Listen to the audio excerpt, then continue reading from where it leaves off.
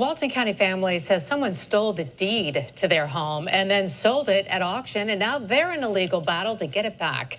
Channel 2 investigative reporter Ashley Lincoln is live with how it happened and why no one has been held criminally responsible. What would you do if somebody stole your house? I mean, deed fraud is getting crazy, and if you haven't looked into this stuff, you need to, because there are people losing their houses to fraud on a daily basis. Deed fraud is rank right now. Check out what happened to this lady. Yeah, Linda, the family tells me that they tried to warn that mortgage company that that deed was allegedly forged before the sale of this property went through, and now that it has, the family tells me they're taking legal action against this company. I want my home back. It's a battle James and Lucretia Cloken have been fighting for more than 5 years. It's heart-wrenching. This is the only place that I've ever called home. In 2019, the couple says they started receiving letters claiming thousands were owed on a reverse mortgage. After James was appointed power of attorney over his late grandmother's property, they began looking closer at the paperwork. That's when they discovered James's name had been forged on the warranty deed. The couple filed a complaint with the Walton County Sheriff's Office, but investigators ultimately told them it was a civil matter. The Colkins then hired a handwriting expert who confirmed that the signature on the deed did not match James's real handwriting. And it accumulated us losing our home because of forged documents. By then, it was too late. The forged deed had already been notarized by a closing attorney and a witness the couple says they never met.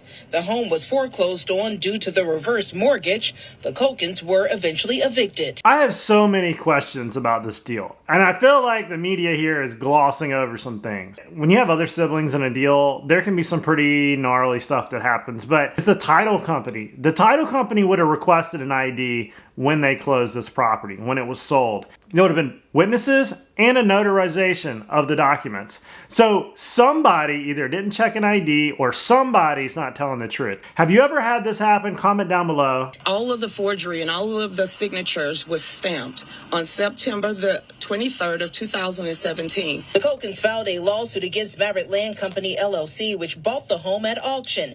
They say Maverick moved forward with the purchase even after they informed them the mortgage document. As a real estate agent, I see a lot of things like this. Random bad deals, probate, many siblings. Sometimes you wonder whether the signature was actually real or not. And that's why digital signatures are kind of becoming a thing. But when it's just a squiggle and everybody said they saw it, it can be a real question. I mean, I would think somebody would check the power of attorney at the title company. They would compare it with an ID that also has a signature on it. They would look at the person's face. Usually there's cameras in and out of these places.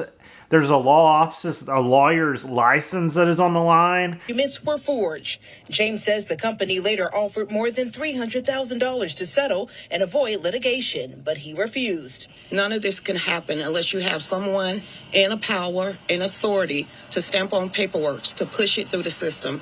I've seen this happen signing over the internet. You know, somebody does a Zoom call, they sign digitally, and the title company doesn't do its due diligence. But many times when these things get hung up in court, it can take forever. I had a deal not too long ago. There was let's say a fraudulent, you could call it fraudulent. It was a LLC that had signed a contract with a homeowner and recorded it to clerk of the court. Definitely wasn't a legal contract at all. But in order to unwind it, you had to go to court. You had to go through a quiet title action, you had to go to court, and you had to make sure this contract was not valid. And then we could move forward because the underwriter would not let the property go through on the other side for title insurance. And this is where they can get very complicated and very expensive. And you got to hire an attorney to do these things. You know, sometimes it takes $5,000, $10,000 to do this type of transaction. It can take 6 months, a year. And in the meanwhile, you know, like what are you supposed to do? You're just defending the property that you thought was yours that somebody sold right out from underneath you. And in some places, you can put a notification on your property at the clerk of the court or at the property appraiser's office. And it will say, hey, your property just got sold. And they'll send you a notification making sure that it's you that actually sold it. And according to the Walton County Sheriff's Office investigative summary, that closing attorney was set to testify, claiming that she saw James sign that document. That's something he has denied. And we did find out that that closing attorney never testified during that hearing. The legal world is so far behind deed fraud, it's not even funny. The wheels of justice move very slowly, and they have not caught up to the digital age, that's for sure. I will say this.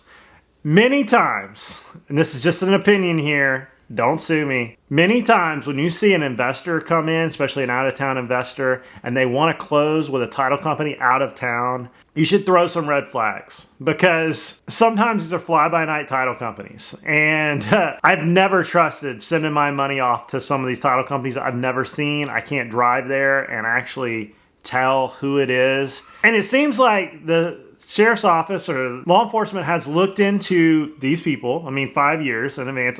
I would think they would look at the bank accounts the money went to, or it was coming from, the managing members. They would have looked through all these documents, I would hope, to say, hey, maybe this is on the up and up, or maybe this is fraud. Because 5 years is a long time. It's a long time to look into something. What do you think? Comments down below. The Clokins, they have started a fundraising account to help raise legal fees because they're representing themselves in the court. Now, we did reach out to the Maverick Land Company for a statement. The closing, them and the closing attorney has not responded.